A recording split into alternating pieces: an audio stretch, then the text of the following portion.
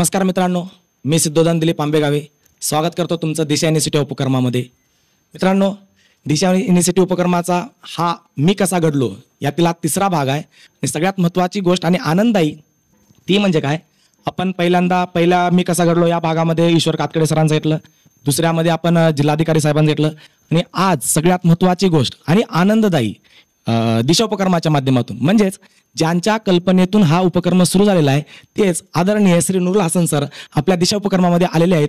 ही आपल्यासाठी आनंदाची आणि आपल्या प्रेक्षकांसाठी सुद्धा औत्सुक्याची गोष्ट आहे. सर, स्वागत करतो तुमचं दिशा इनिशिएटिव्ह उपक्रमामध्ये. सर, माझा पहिला प्रश्न आहे, सगळ्यात महत्त्वाची गोष्ट म्हणजे सर मला एक गोष्ट बोलायची आहे माझ्या मनातून. सर, आपला ओम शांती ओम मध्ये एक डायलॉग आहे शाहरुख खानचा, जसं की तो अल्केमिस्ट या पुस्तकामध्ये आहे, अगर किसी चीज को पूरी शिद्दत से जाओ तो पूरी कायनात उसे तुमसे मिलाने की कोशिश में लग जाते. सगळ्यात महत्वाची गोष्ट म्हणजे काय माहिती आहे का सर, नांदेड जिल्ह्यामध्ये धर्माबाद या ठिकाणी होते. सरांचा त्यावेळेस एक पोस्ट व्हायरल झाली होती आणि ती पोस्ट होती 22व्या वर्षी अधिकारी होणारे, 22व्या वर्षी अधिकारी होणारे. त्यामध्ये सर मी लातूर जिल्ह्यातील उदगीर तालुक्यातील एक छोटंसं गाव आहे माझं सुमठाणा, त्या गावचं आहे सर.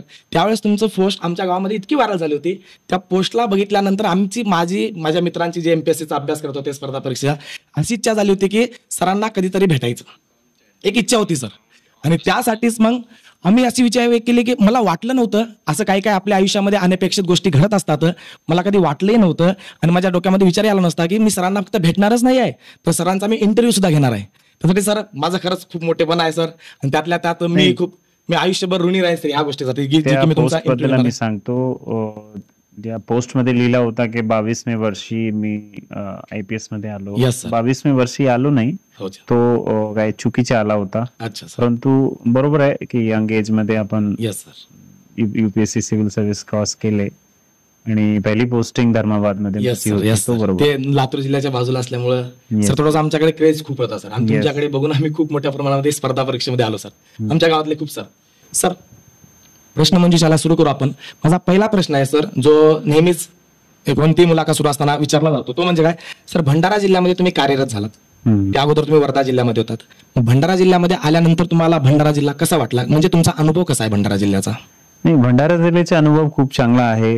इथले लोक जे आहे ते खूप म्हणजे खूप त्या लोकांनी माझ्यावर विश्वास दाखवलेला आहे, खूप प्रेम दिलेला आहे आणि खूप चांगला आम्ही जे सोशल इनिशिएटिव्ह घेतले, जसं आपली दिशा इनिशिएटिव्ह आहे, त्याच्यानंतर आम्ही जागर नशामुक्ती इनिशिएटिव्ह घेतले, त्यामध्ये लोकांनी खूप मोठा सहभाग दिलेला आहे. याच्या व्यतिरिक्त जे पोलिसिंग आहे, पोलिसिंग मध्ये सुद्धा लोकांनी माझ्यावर विश्वास दाखवून बरीचशी सूचना माझ्यापर्यंत लोक देतात. आज पूर्ण जिल्ह्यामध्ये माझा नेटवर्क आहे, लोक माझ्यावर विश्वास करतात. Yes sir. ऑफिसमध्ये ज्या वेळेस येतात त्यावेळेस मी प्रयत्न करतो की त्यांचे जे काही प्रॉब्लेम आहे प्रॉब्लेम सॉल्व्ह झाली पाहिजे.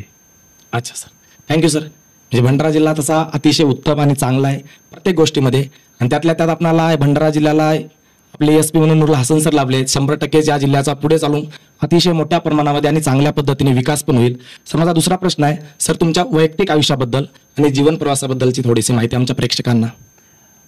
बरीचशी माहिती लोकांना ऑलरेडी माहित आहे, तरी सुद्धा मी सांगतो. माझा जे जीवन प्रवास आहे ते पिलीभीत डिस्ट्रिक्ट मध्ये एक गाव आहे. Yes sir. Raipur. Yes sir. तिथून सुरू होते. तिथे मी 8वी पर्यंतचं शिक्षण माझ्या जे प्राथमिक शाळा होती तिथे झाला. माझे वडील शेतकरी होते त्यावेळेस. Yes sir. तर आम्ही माझे वडील सोबत जे काही शेतकरी गावामध्ये राहणारा मुलगा जे काही काम करतो सगळे काम तिथे केले. Yes sir. सांगण्याची गरज नाहीये, प्रत्येक काम जे गावामध्ये राहते, आपण शेतामध्ये जाऊन काम करते, चारा कापते, आपले जे बैलबंडी राहते त्याच्यासाठी त्याला घेऊन जाते, ते सगळे काम केले. परंतु तो चांगला फाउंडेशन होता. 9th-10th मध्ये ज्या वेळेस आम्ही 9th-10th मध्ये आले, तर 9th-10th मध्ये एक गुरुनानक हायर सेकंडरी स्कूल आहे आमच्या.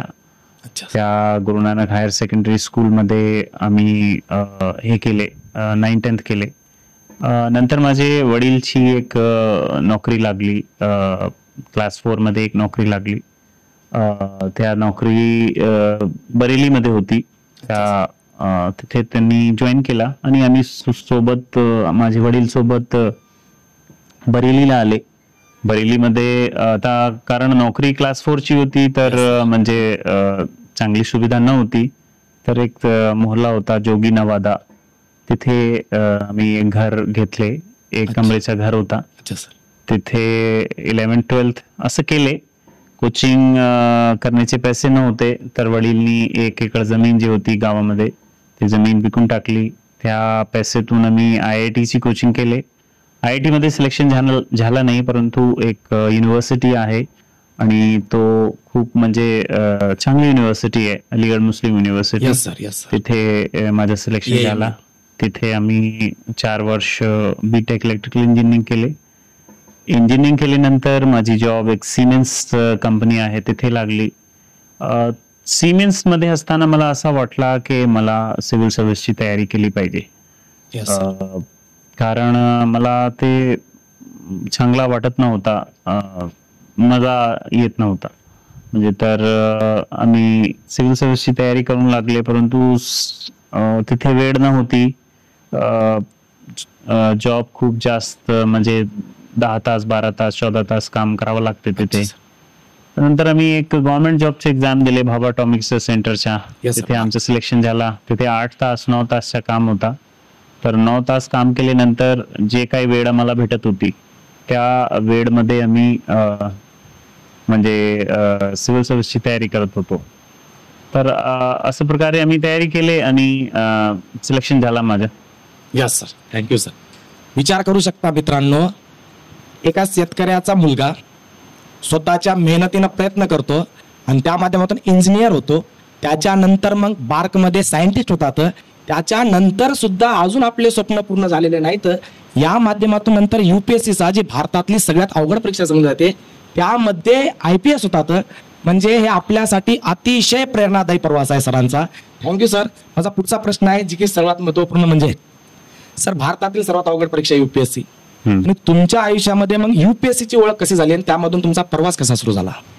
UPSC ची ओळख मी ज्यावेळेस आपल्याला सांगितले, ज्यावेळेस मी अलीगड मुस्लिम युनिव्हर्सिटीमध्ये एक्झाम देत BTech करत होतो, त्यावेळेस बरेचसे सेमिनार होते तिथे आणि युनिव्हर्सिटीमध्ये एक सेंटर होता कोचिंग अँड गायडन्स सेल. अच्छा. त्या फर्स्ट इयर पासून कोचिंग अँड गायडन्स सेल मध्ये मी जात होतो. तर तिथून थोडा एक्सपोजर मिळाला आणि नंतर जे वेगवेगळे सेमिनार होते ज्याच्यामध्ये टॉपर येत होते, ते टॉपर माझे कॉलेजला सुद्धा आले आणि एक टॉपर होते झुहैर बिन सगीर, हे आमचे डिपार्टमेंटचे होते. त्यांची ऑल इंडिया रँक 5th आली होती, मला असं वाटते. IAS आहे UP काडर मध्ये. ते आमच्या डिपार्टमेंटमध्ये आले आणि त्यांनी सांगितलं की सर्वात चांगली सर्व्हिस काय, आपण प्रायव्हेट मध्ये गेले किंवा इतर डिपार्टमेंटमध्ये इतर मोठी नोकरी केली, परंतु जर आपण सिव्हिल सर्व्हिस मध्ये आले तर आपण खूप मोठं काम करू शकतात आपल्या देशासाठी, आपल्या लोकांसाठी आणि स्वतःसाठी सुद्धा. तर तिथून आम्हाला प्रेरणा मिळाली आणि हळूहळू मी तयारी करू लागले. अच्छा सर. सर अभ्यास करताना अडचणी खूप आल्या असतीलच. अभ्यास करताना पहिल्याच अटेम्प्ट मध्ये रिझल्ट आला नसेल सर, मग तुम्ही त्याला कशा पद्धतीने फेस केलास आणि फेस केलात सर? आणि त्याचा पुढचा माझा प्रश्न आहे, ज्या दिवशी तुमचा रिझल्ट आला त्या क्षणाला तुमची मनाची अवस्था कशी होती? तुमचे 2 प्रश्न आहे की ज्या वेळेस आपण तयारी करतो तर तयारीमध्ये बरेचसे अडचण येते. बरोबर आहे. सर्वात आधी अडचण सर्वात मोठी अशी आहे की लोकांमध्ये अशी भीती आहे की हे खूप डिफिकल्ट एक्झाम आहे आणि याच्यामध्ये जे आम जनता आहे, आम स्टुडंट आहे जे, आणि विशेष म्हणजे जे वर्नाकुलर मीडियमचे जे स्टुडंट आहे, जसं मराठी मीडियमचे स्टुडंट किंवा हिंदी मीडियमचे स्टुडंट, त्यांचे सिलेक्शन होऊ शकत नाही. किंवा अशी भ्रांती आहे ज्या लोकांनी कोचिंग घेतली नाही त्यांचं सिलेक्शन होऊ शकत नाही. किंवा अशी भ्रांती आहे की जे लोक JNU मध्ये शिक्षण घेतात किंवा दिल्ली युनिव्हर्सिटीमध्ये आहे, अलाहाबाद युनिव्हर्सिटीमध्ये आहे, त्यांचं सिलेक्शन होते. गाव खेड्याचे लोकांचं सिलेक्शन होत नाही. तर सर्वात आधी हा मानसिकता वर हे यशस्वी होण्याची गरज आहे. हे मानसिकता पाळण्याची गरज आहे. कोणत्याही व्यक्तीचे सिलेक्शन होऊ शकतात जे तयारी करते आणि मनापासून तयारी करते, त्यांचं सिलेक्शन होते. तर सर्वात आधी हा गोष्टी होती, हे खूप मोठी गोष्टी होती. तर आम्ही already department of atomic energy मध्ये होतो. तर आम्हाला असं वाटलं, आम्हाला होने के लिए तो कुछ भी नहीं है, अपन तैयारी करते हैं, अगर नहीं होता है तो है ही, अपनी जॉब है ही, जॉब करेंगे आपण. Yes sir. तर आम्ही तयारी सुरू केली, तर प्री झाला नाही. तर प्री झाला नाही, लोकांनी सांगितलं की असं होत नाही, सिलेक्शन होत नाही, तुम्ही कोचिंग वोचिंग घेत नाही, काय कशासाठी तुम्ही आपला जे वेळ आहे ते व्यर्थ घालवतात आणि व्यर्थ करतात. लग्न करा आणि लग्न करून सुखी राहा. तर माझे वडीलनी सुद्धा माझ्या मुली शोधणं सुरू केला होता. त्यांनी माझे वडील आणि आईला सांगितले की मला 2 वर्ष द्या, 2 वर्ष मी ट्राय करतो, नाही झालं तर मी लग्न करून माझा परिवार चालवणार. Yes sir. तर फर्स्ट अटेम्प्ट मध्ये प्री मी झाला, फिर सेकंड राउंड मध्ये तयारी केली, परत तयारी केली तर प्री झाला. आणि मेन साठी मी दिल्लीला एक सेंटर आहे, हमदर्द स्टडी सेंटर HSC, तिथे 3 महिन्यासाठी मी गेलो. तिथे सेल्फ स्टडी केली. एक चांगली लायब्ररी होती, राहण्याची सोय होती, डायनिंग हॉल होता. परंतु तिथे जे माहोल होता, म्हणजे जे पिअर लर्निंग होती, ते पिअर लर्निंग खूप महत्वाची आहे. ओके. तिथे बरेचसे सिनियर मिळाले, जसे अतिशाम बकारेब साहेब होते तिथे, मुदस्सर शफी साहब होते तिथे. त्यांनी माझी खूप मदत केली की कसे अभ्यास करायचे, कसे हे करायचे. परंतु खूप जज्बा आणि खूप जोश हा महत्वाचा आहे. तो तर माझा असे सेकंड अटेम्प्ट मी दिला, तर मेन्स झाला माझा. मला वाटत नव्हतं की मेन्स होणार, परंतु मेन्स झाला. इंटरव्ह्यू साठी गेलो, इंटरव्ह्यू मध्ये अपियर झालो आणि मला 121 मार्क्स मिळाले. आणि सिलेक्शन पासून 7 नंबर किंवा 8 नंबर कमी होते. फायनलिस्ट मध्ये आला नाही, खूप निराशा झाली. तर हा सर्वात महत्वाचा स्टेप आहे. ज्या वेळेस आपण कोणतेही बिल्डिंग वर चढतो आणि एक प्री झाला, मेन्स झाला आणि आपण टॉप वर आले आणि अचानकपणे आपला फायनल सिलेक्शन झाला नाही, एकदमही आपण खाली आले दुसऱ्या स्टेप मध्ये, तर परत बिल्डिंग वर जाणं हा सर्वात अवघड गोष्टी आहे. की पुन्हा प्री साठी अपियर होणं, पुन्हा तो पास करणं, फिर मेन साठी अपियर होणं, मेन्स पास करणं, फिर इंटरव्ह्यू साठी अपियर होणं, हा गोष्टी महत्वाची आहे. ज्यांनी यावर विजय ज्यांना प्राप्त केली तो म्हणजे या एक्झाम मध्ये यशस्वी होणार. मला वाटते जो तो टप्पा होता ज्या वेळेस मी इंटरव्ह्यू मध्ये फेल झालो आणि परत प्री साठी तयारी केली, ते खूप अवघड पिरियड होता. त्यामध्ये आम्ही स्वतःला खूप मोटिवेट केले आणि आमच्या एक मित्रांनी सांगितला होता, एक कोट सांगितला होता, त्यावेळेस तो कोट मला खूप कामात आला. तो असा होता की if you cannot run you should walk, if you cannot walk you should crawl, but you should move at least 1 step every day. दौड़ नहीं सकते हो तो वॉक करो, वॉक नहीं कर सकते हो तो क्रॉल करो, लेकिन करते रहो, धीरे धीरे बढ़ते रहो. तो उसने ये बोला था कि तू हल्के हल्के मेहनत करता रहे, सिलेक्शन हो जाएगा. तो that I accepted and I got successful. Yes sir, thank you sir. सरांचा जीवन प्रवास बघून मला राहत इंदुरी साहेबांची एक शायरी आठवते सर. तूफानों से आंख मिलाओ, सैलाबों पर वार करो, मल्लाओं का चक्कर छोडो, पैर के दरिया पार करो. म्हणजे ज्या ज्या गोष्टी आपल्या आयुष्यामध्ये अडचणी निर्माण करतात त्या अडचणीला आपण बाजूला करायचं असतं. अडचणीवरती तिथंच भिवून बाजूला किंवा भित्रेपणासारखं बाजूला जायचं नसतं. अनेक आपण यशस्वी होताना अनेक अडचणी येत असतात, पण अडचणीला जर घाबरला तर 100% आपण शून्यातच राहू. शून्यातून विश्व निर्माण करण्याची ताकद सरांमध्ये होती आणि सरांनी ते करून पण दाखवलं आपल्या पुढे. एका गोष्टीची बघितलं तुम्ही, आपण इंटरव्ह्यू मध्ये बघत आहात का प्रेक्षकांनो, एक मात्र सर अतिशय अस्खलितपणे मराठी बोलत आहेत. असं म्हणजे युपी मधून आलेला एखादा व्यक्ती महाराष्ट्रामध्ये त्यातल्या त्यात अस्खलितपणे एकही शब्द ग्रॅमॅटिकली थोडीशी सुद्धा चुका न होता चांगल्या पद्धतीने मराठी बोलत आहेत. 100% जेव्हा सरांना IPS झाल्यानंतर महाराष्ट्र कॅडर मिळाला असेल, 100% सर सुरुवातीला तुम्हाला मराठी बद्दलची अडचणी किंवा अशा दुसऱ्या वगैरे मराठी येत नव्हती मला, आता सुद्धा येत नाही. ग्रॅमॅटिकल एरर होतात, परंतु मी बोलण्याची प्रयत्न करतो. ज्यावेळेस मी आलो, माझी फर्स्ट पोस्टिंग बीडला झाली आणि तिथे मी माझे RTPC आणि ड्रायव्हरला सांगितले की तुम्ही मराठीमध्ये बोला माझ्याशी, मी हिंदी बोलू शकतात परंतु आपल्याला मराठीमध्ये बोलायचे. असे हळूहळू करून मी मराठी शिकलो आणि आज अशी परिस्थिती आहे की मी कोणत्याही स्टेजवर जाऊ शकतात, कोणताही भाषण देऊ शकतात. मला भाषण लिहिण्याची सुद्धा गरज नाही. याच्यामध्ये मी असं सांगणार की जे आपली मराठी जनता आहे, माझी मराठी आधीच्या काळात खूपच म्हणजे वीक होती. तर मराठी जनता, आपण मराठी बोलण्याचा प्रयत्न करतो तर तो माणूस आपल्याला म्हणजे मोटिवेट करतात, आपला उपहास करत नाही, आपला फन बनवत नाही, आपल्याला मोटिवेट करते की साहेब मराठीमध्ये बोलण्याचा प्रयत्न करत आहे, आपण सुद्धा साहेबांना मदत करू. तर असे माझे जे आरटीपीसी होते, ड्रायव्हर होते आणि इतर जे लोक होते माझ्यासोबत ऑफिसचे, त्यांनी मदत केली आणि मी इथपर्यंत पोहोचलो. अतिशय चांगल्या पद्धतीने बोलता सर. समजा पुढचा प्रश्न आहे सर, तुम्ही एसपी म्हणून कार्य करत असताना अनेक अडचणी येतात, मग ज्या अडचणी येतात त्या अडचणीला तुम्ही कशा पद्धतीने सामोरे जाता, म्हणजे हाताळता? नाही, अडचण तर बरीचशी नॉट ओनली एसपी असताना आपल्याला येतात, जीवनामध्ये सुद्धा येतात. आम्ही माझे जीवनमध्ये बरीचशी अडचण हाताळली. आमचे फॅमिलीमध्ये बरेचसे क्रायसिस आले, त्या क्रायसिसतून आम्ही बाहेर पडलो. आता जे एसपी असताना जे काही अडचणी येतात तर त्याचं सोल्युशन काढण्यामध्ये आम्ही माहेर आहोत.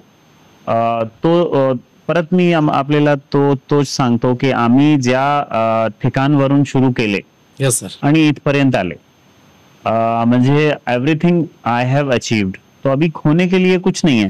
तो ऑलरेडी जो कुछ मिला है ऊपर वाले का दिया हुआ है. तो हमेशा प्रत्येक वेळी माझी अशी मनस्थिती राहते की आपण बेस्ट सोल्युशन काढू. तर काही प्रॉब्लेम आली तर याचे प्रोज काय आहे, कॉन्स काय आहे, आणि याचा विचार करून जे बेस्ट पॉसिबल सोल्युशन आहे ते काढण्याचा प्रयत्न करतो आणि हळूहळू आपण या गोष्टीमध्ये माहिर होऊन जाते. Yes sir, thank you sir. Sir, तुम्ही नांदेड या ठिकाणी काम केलात, त्यानंतर नागपूर, नंतर वर्धा आणि सध्या यवतमाळमध्ये, बीडमध्ये. ओके सर, म्हणजे मराठवाडा बऱ्यापैकी सर आहेच तिकडे. त्यानंतर आता सध्या भंडारामध्ये कार्यरत आहात सर. ही कार्य करत असताना सर एखादी घटना जी तुमच्या आयुष्यामध्ये घडली तुम्हाला वाटली यस ही युनिक आहे, अथवा ती गोष्ट तुम्हाला महत्वपूर्ण वाटली, एखादी घटना तुमच्या आयुष्यातली? म्हणजे प्रोफेशनल लाईफ मध्ये की फॅमिली लाईफ मध्ये? एसपी म्हणून कार्य करत असताना प्रोफेशनल लाईफ मध्ये. प्रोफेशनल लाईफ मध्ये तर बरीचशी घटना आहे जे आम्ही केले. नांदेडमध्ये असताना एक कुशनूर घोटाळा झाला होता, कुशनूर धान्य घोटाळा झाला होता. त्याच्या मी इन्व्हेस्टिगेटिंग ऑफिसर होतो. खूप मोठा घोटाळा होता. त्यामध्ये मला खूप चॅलेंज आले, बरेचसे प्रकारचे चॅलेंज होते, ते आपण सांगू शकत नाही, परंतु त्याच्यामध्ये मी खूप शिकलो. नंतर मी यवतमाळमध्ये माझा ऍडिशनल एसपी झालो. तिथे खूप कॉम्युनल टेन्शन होती पुसद आणि उमरखेडमध्ये, आणि माझा टास्क होता की इथे कॉम्युनल व्हायलन्स झाली पाहिजे नाही. तर तिथे कॉम्युनल व्हायलन्स थांबण्यासाठी आपल्याला कम्युनिटी सोबत, वेगवेगळी कम्युनिटी सोबत क्लोजली काम करावं लागते. तर तिथे आम्ही काम केले आणि आमच्या काळात कोणताही कम्युनल व्हायलन्स तिथे झाला नाही. डीसीपी असताना ते मोठा शहर होता आणि खूप प्रत्येक माणूस कोणतेही ना कोणतेही पॉलिटिकल पार्टी संबंधित होता. तिथे काम करताना 100 कोटीचा एक मोठा ऑफेन्स आम्ही उघडकीस आणले होते. आणि नंतर जे ड्रग्स होती, ड्रग्सवर खूप चांगला काम केले. ड्रग्स एरियामध्ये थांबवण्यासाठी आमची टीमनी सगळ्यांनी मिळून एक चांगला काम केले. तो एक महत्वाचा होता. जे संघटित गुन्हेगारी आहे त्याच्यावर हे करणं महत्वाचा होता. वर्धेमध्ये असताना जे दारूबंदी आहे, दारूबंदी एक मोठा विषय आहे. तिथे खूपच काम करावं लागला. थोडाफार आम्ही काम केले, लोकांनी प्रशंसा केलेली आहे त्या कामाबद्दल, परंतु असं नाहीये की आम्ही परफेक्ट काम केलेले आहे. बरीचशी चूक सुद्धा आमच्याशी झाली. आता भंडारामध्ये असताना जे रेती माफिया आणि रेतीचा विषय आहे ते मोठा विषय होता. तो त्याला आम्ही कंट्रोल करण्याचा प्रयत्न केलेले आहे आणि आतापर्यंत ऑगस्ट महिन्यापर्यंत सुमारे 100 कोटीची कारवाई आतापर्यंत झालेली आहे. अच्छा सर, थँक्यू सर. 100% सर. काम करत असताना एकतर सगळ्यात महत्वाची म्हणजे भारतामध्ये व्यवस्था अशी आहे, राजकीय बाबी आणि प्रशासकीय बाबी हे वेगवेगळे येतात. 100% सर, प्रशासनामध्ये कार्य करत असताना राजकीय दबाव असतोच. मग तुम्ही त्या राजकीय दबावाला कशा पद्धतीने हँडल करता? नाही, राजकीय दबाव असा आपण सांगू शकणार नाही. लोकांचे इंटरेस्ट असतात. समजा कोणताही केस झाला तर एक पॉलिटिकल पार्टीचा कोणताही माणूस आहे तर त्यातून आपल्याला कॉल येईल. दुसरा केस झाला तर दुसरी पॉलिटिकल पार्टीचा कॉल येईल. आपण कसे प्रकारे हाताळतात तो महत्वाचा आहे. आपण उद्धटपणे बोलतात किंवा प्रेमाने बोलतात किंवा आपली अडी अडचण जे काही आहे, कोणताही समजा केस झाला तर एक माणूस म्हणतात की याला सोडून द्या, तर आपण त्यांना कसे कन्व्हिन्स करते तो महत्वाचा आहे. म्हणजे मी प्रत्येक वेळी सांगतो कि फाइट करना, लड़ाई लड़ना तो बहुत आसान है, बट बिना लड़ाई लड़े आगे बढ़ना वो इम्पोर्टेंट है. तो लोगों को कन्विंस करके आगे बढ़ना जरूरी है और लोगों को सम्मान भी देना चाहिए. जो भी लोग प्रतिनिधि हैं उनको सम्मान देते हुए आगे बढ़ना जरूरी है. Yes sir. सर, पुढचा प्रश्न माझा विद्यार्थ्याच्या वतीने आहे. स्पर्धा परीक्षेचा अभ्यास करताना एमपीएससी असेल अथवा यूपीएससी असेल अथवा सरळ सेवा असतील, अभ्यास करत असताना विद्यार्थ्यांना अभ्यास करताना रिझल्ट येत नसतो सर. नंतर भविष्याची चिंता वाढत जाते. नंतर आता आपलं पुढे कसं होईल याबद्दल चिंता वाढत जाते आणि मुलं काय करतात, डिप्रेशनमध्ये जातात सर. ह्या सगळ्या गोष्टीवरती मग अभ्यास करत असताना नियंत्रण कसं ठेवायचं. आणि सगळ्यात महत्वाची सर म्हणजे आताचा विचार केला तर मुलं आता 30-32 वर्ष झाल्यानंतर त्यांच्या पुढे एक महत्वाचा प्रश्न निर्माण झालेला आहे, तो म्हणजे त्यांचा विवाहाशी संबंधित ह्या सगळ्या गोष्टी. आणि दुसऱ्या गोष्टी म्हणजे सर फॅमिलीचं प्रेशर असतं, नंतर किती दिवस करणार आहेस तू. ह्या सगळ्या गोष्टी मग कशा पद्धतीने हँडल करायच्या विद्यार्थ्यांनी त्यांच्या पुढे आलेल्या प्रश्नांना. नाही, मला असं वाटतंय, मी माझ्या भावाला सुद्धा हाच सल्ला दिली की आपला एक प्लान ए आहे की या प्लान ए वर काम आपण करतो, परंतु समजा आपण प्लान ए मध्ये यशस्वी झाले नाही तर आपला प्लान बी असला पाहिजे. यस. आणि एक ठिकाणी मी वाचलो होतो, प्लान बी सक्सेस झाला नाही तर आपला प्लान सी झाला असला पाहिजे. प्लान सी यशस्वी झाला नाही तर आपला प्लान डी असला पाहिजे. तर असे आपले प्लान असले पाहिजे, ABCD. तर म्हणजे ए मध्ये मी यशस्वी राहणार नाही तर बी माझ्याकडे आहे, बी नाहीये तर सी आहे, सी नाहीये तर डी आहे. तर लो हँगिंग फ्रुट्स जे आहेत ते आधी कॅच केले पाहिजे. आपण समजा मोठे याच्यासाठी आपण कोशिश मध्ये आहोत, कोणत्याही मोठे एम साठी आपण याच्यामध्ये आहे. समजा IAS साठी आपण प्रिपरेशन करतो, तो IAS मध्ये नाही झाला तर आमच्याकडे PCS आहे, म्हणजे MPSC आहे. MPSC मध्ये नाही झाला तर माझ्याकडे PSI किंवा क्लास 3 ची जॉब आहे, क्लास 2 ची जॉब. क्लास 3 मध्ये नाही झाला तर पोलीस कॉन्स्टेबल किंवा वनरक्षक किंवा तलाठी हा माझ्याकडे आहे. समजा याच्यामध्ये सुद्धा नाही झाला तर आपला शिक्षण असं असला पाहिजे की आपल्याला प्रायव्हेट नोकरी मिळाली पाहिजे. तर आपले मध्ये अशी स्किल निर्माण केली पाहिजे. आता गव्हर्नमेंट ऑफ इंडियानी स्किल डेव्हलपमेंटच्या पूर्ण एक हे सुरू केलेलं आहे. तर स्किल डेव्हलपमेंटचे बरेचसे कोर्सेस जे आहे जर आपण करून घेतले तर नक्की आपण जीवनामध्ये सफल होऊ. Yes sir. सरांचा सांगण्याचा अर्थ असा आहे की प्लॅन ए वरतीच थांबू नका. जर समजा तिथं जर सक्सेस मिळणार नसेल अशी तुमची शाश्वती झाली असेल अथवा तुम्हाला वाटत असेल तर प्लॅन बी वर राहा. बी होत नसेल तर सी वरती राहा, परंतु कुठेतरी सक्सेस व्हाच. म्हणजे अशामध्ये म्हणजे आपल्यामध्ये तशा प्रकारच्या स्किल तयार करा. Thank you sir. पुढचा प्रश्न आहे सर, सध्याचा विचार करता अनेक तरुण मुलं नशेच्या आहारी गेलेले आहेत, तसेच सोशल मीडियाच्या सुद्धा आहारी गेलेले आहेत आणि त्यामुळे त्यांनी कुठेतरी एका वेगळ्या म्हणजे मुख्य प्रवाहापासून कुठेतरी दूर गेलेले आहेत. त्यामुळे त्यांना एक आदर्श नागरिक बनण्यासाठी तुम्ही कशा पद्धतीने संदेश द्याल. नाही, जे नशेमध्ये गेलेले आहे किंवा इतर गोष्टीमध्ये इन्व्हॉल्व आहे असे लोकांसाठी माझा हाच संदेश राहील की आम्ही आता आमच्या जिल्ह्यामध्ये जागर नशामुक्ती अभियान सुरू केलेलं आहे. त्या अभियान एक इंटिग्रेटेड अभियान आहे. त्या नशामुक्ती आहे, रिहॅबिलिटेशन आहे आणि आपला एम्प्लॉयमेंटची सुद्धा याच्यामध्ये आम्ही सोय केलेली आहे. तर आणि दुसरी आपली दिशा इनिशिएटिव्ह आहे ज्याच्यामध्ये आपण फ्री ऑफ कॉस्ट मुलींना कॉम्पिटेटिव्ह सर्व्हिस एक्झामची तयारी देतो. तर असे लोक जर पोलीस डिपार्टमेंट सोबत आले, पोलीस डिपार्टमेंटला त्यांनी कॉन्टॅक्ट केला तर नक्की आम्ही त्यांची मदत करू. तुमचा दुसरा प्रश्न है कि ऐसे मुलांसाठी आपल्याला काय सांगायचे. मेरा ऐसे लोगों को ये कहना है कि हम लोग को जो एक जीवन मिला है, यस सर, तो जीवन किसी न किसी उद्देश्य के लिए मिला है. अगर Yes, हम sir. अपना उस जीवन में अपना टाइम फालतू की चीजों में अगर हम लगा देंगे तो हमें कुछ नहीं मिल पाएगा. सोशल मीडिया एक अशी गोष्ट आहे ज्याच्यामध्ये अगर आपण 1 तास लावले, 2 तास लावले किंवा 4 तास लावले, आपल्याला वाटतच नाही की हे आपले वेळ कुठे गेली. व्यर्थ गेलेला आहे किंवा वेळ कुठे गेली. Yes sir. तर प्रत्येक गोष्टी कंट्रोलमध्ये करण्याची गरज आहे. सोशल मीडियावर मी असं सांगणार नाही आपल्याला तिथे आपली प्रेझेन्स नसली पाहिजे, प्रेझेन्स असली पाहिजे, परंतु कंट्रोलमध्ये असली पाहिजे. आणि सोशल मीडियाचे जे काही दुष्परिणाम आहेत ते दुष्परिणाम बाबत आपल्याला म्हणजे ऍक्टिव्ह राहायला पाहिजे. अच्छा सर.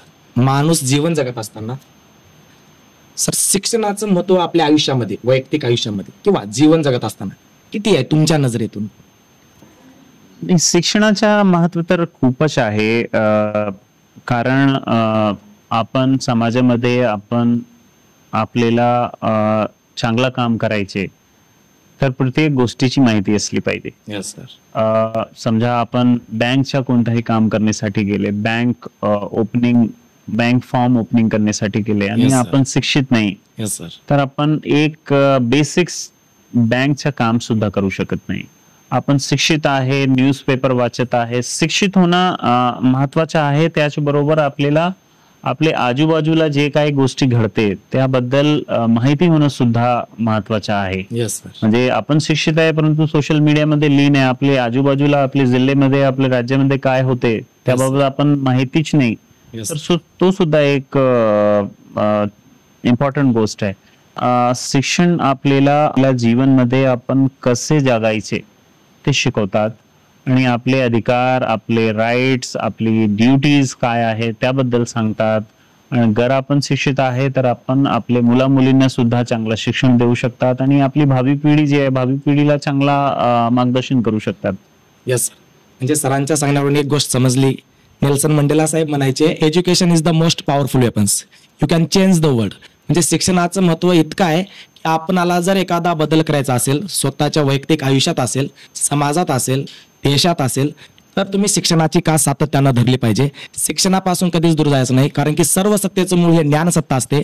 आपण ज्ञानावरती सत्ता मिळवली पाहिजे, त्यानंतर आपण बाकीच्या सर्व सत्तेवरती कब्जा करू शकतो किंवा हक्क दाखवू शकतो. सर माझा पुढचा प्रश्न आहे जे महत्वपूर्ण, ज्यामध्ये तुम्ही आलात सर, तो म्हणजे सर दिशा उपक्रम सुरू करण्याची कल्पना कशी सुचली?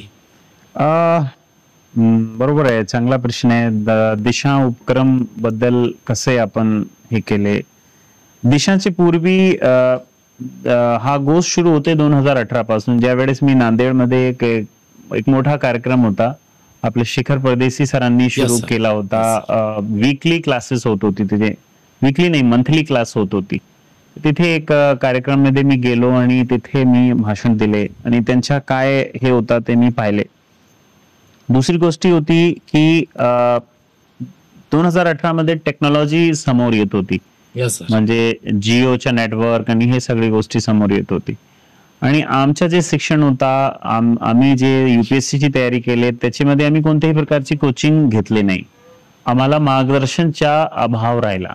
तर आम्हाला असा वाटला की टेक्नॉलॉजीचा वापर करून आपण बरेचसे मुला मुलीपर्यंत जाऊ शकतात. माझा जे भाषण होता ते 2 मिलियन 3 मिलियन लोकांनी पाहिला. जर मी प्रत्यक्ष जाऊन असं भाषण दिले होते तर 30 लाख पर्यंत लोकांपर्यंत मी कधीही पोहोचू शकत नाही.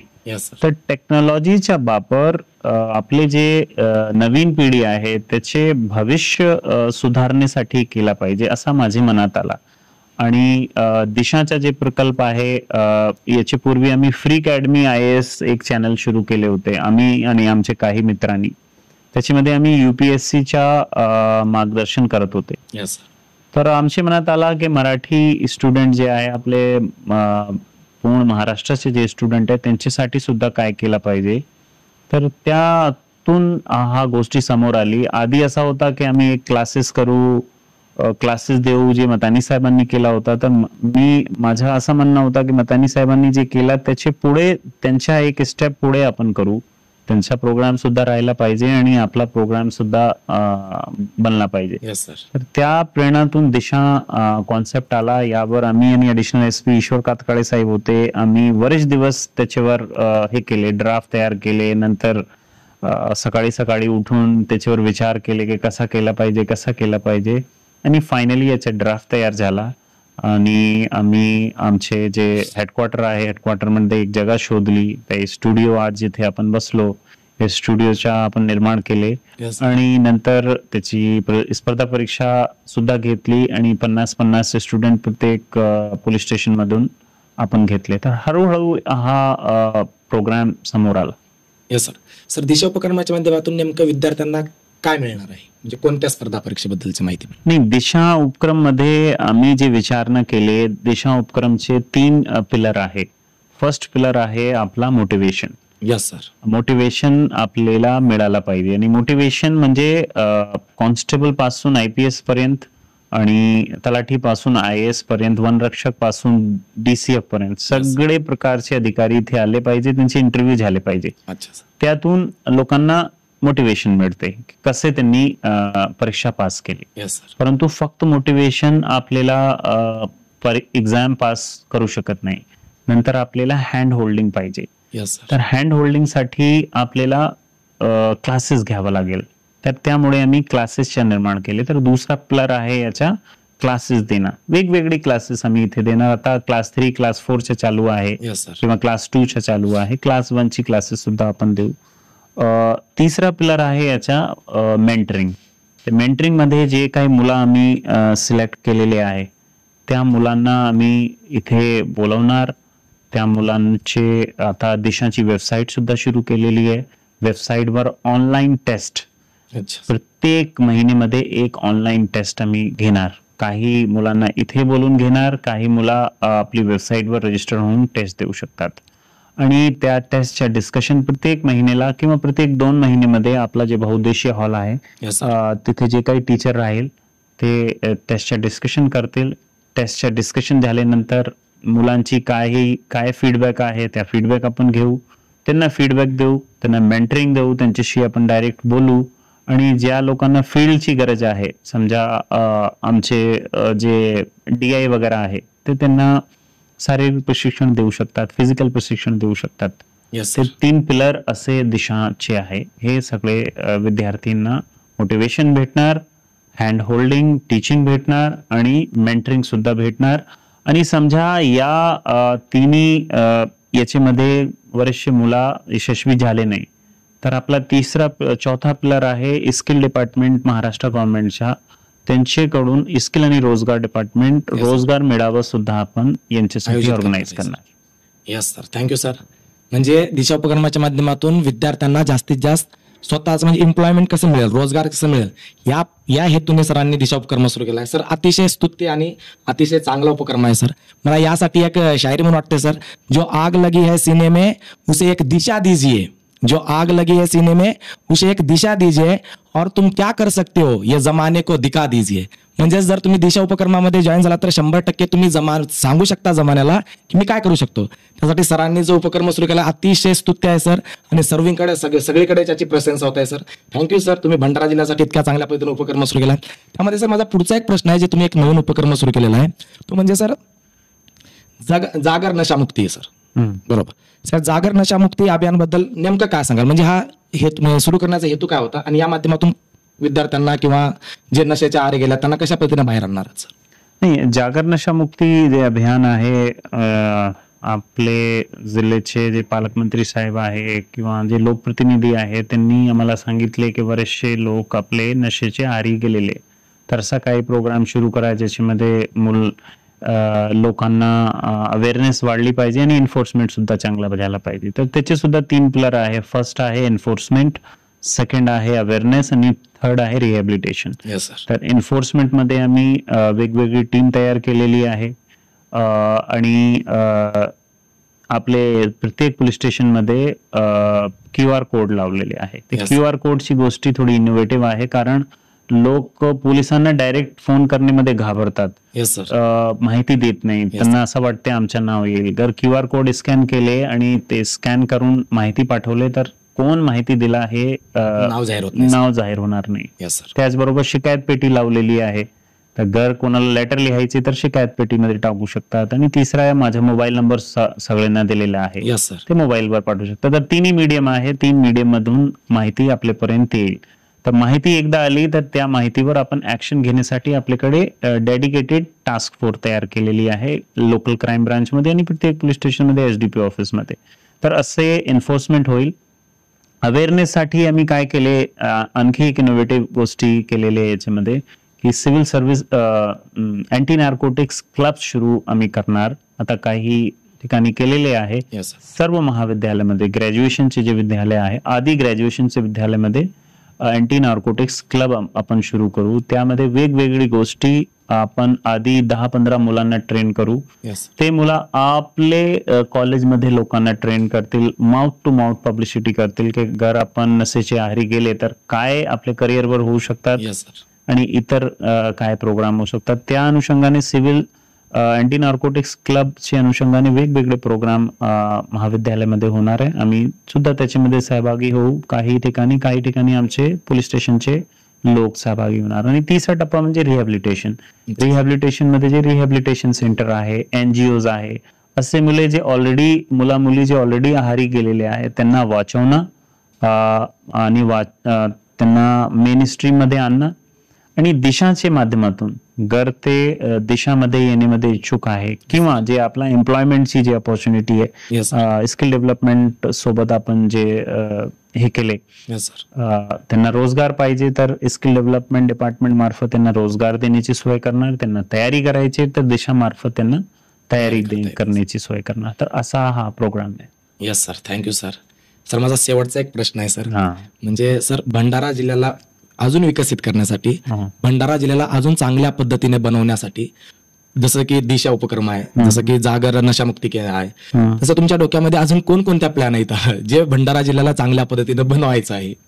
नाही असा काय प्रोग्राम काय, मी सकाळी ज्यावेळेस सगळे डेली चोर कम्प्लीट केल्यानंतर बसतो, मेडिटेशन करतो, बरेचशी आयडिया माझे डोक्यात येते.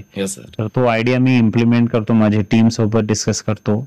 काही आयडिया आहे ते आपण इम्प्लिमेंट करू. आता मी कॅमेऱ्याच्या समोर सांगणार नाही, परंतु नक्की 4-5 आयडिया असे आहे जे मी करण्यामध्ये इच्छुक आहे.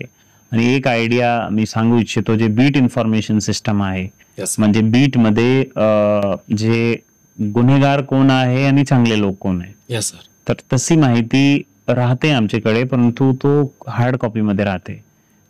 तो टेक्नॉलॉजीच्या माध्यमातून, जसे आमचे ऑनरेबल CM साहेब सांगतात की ई-गव्हर्नन्स आपल्याला करायचे, पेपरचा वापर खूप कमी करायचे, प्रत्येक गोष्टी ई-गव्हर्नन्स मध्ये यायचे, टेक्नॉलॉजीचा जास्त वापर करायचे. तर टेक्नॉलॉजीचा वापर करून बीट इन्फॉर्मेशन सिस्टम म्हणजे गुन्हेगारांबद्दल पोलिसांना माहिती होणं, तो त्याच्यावर आता काम चालू आहे. तो आपण सुरू करू काही दिवस नंतर. सरांनी काही कल्पना आपल्याला म्हणजे आयडिया ज्या त्यांच्या डोक्यामध्ये ते सांगितलं नाही, पण जीही काही आयडिया असतील ते 100% भंडारा जिल्ह्याचा विकास करण्यासाठीच असणार आहेत. त्यासाठी धन्यवाद सर. तुम्ही दिशा तुमच्याच कल्पनेतून तयार झालेल्या दिशा उपक्रमामध्ये आलात आणि या माध्यमातून आमच्या प्रेक्षकांना एक नवनवीन माहिती दिली. या माध्यमातून आमचे प्रेक्षक आणि आमचे विद्यार्थी प्रेरणा घेऊन 100% तुमच्यासारखा चांगला व्यक्ती बनण्याचा, ज्या माध्यमातून फॅमिली असेल, समाज असेल, देश असेल, यासाठी विकसित करण्याचा किंवा त्याला चांगला बनवण्याचा प्रयत्न करतील. परत एकदा मनपूर्वक आभार सर. आणि परत असेच सर आमच्या भंडारा जिल्ह्यासाठी नवीन उपक्रम आणू नये का नाही, चांगल्या पद्धतीने भंडारा जिल्हा विकसित कराल सर. थँक्यू सर, तुम्ही आलात त्याबद्दल. Thank you so much.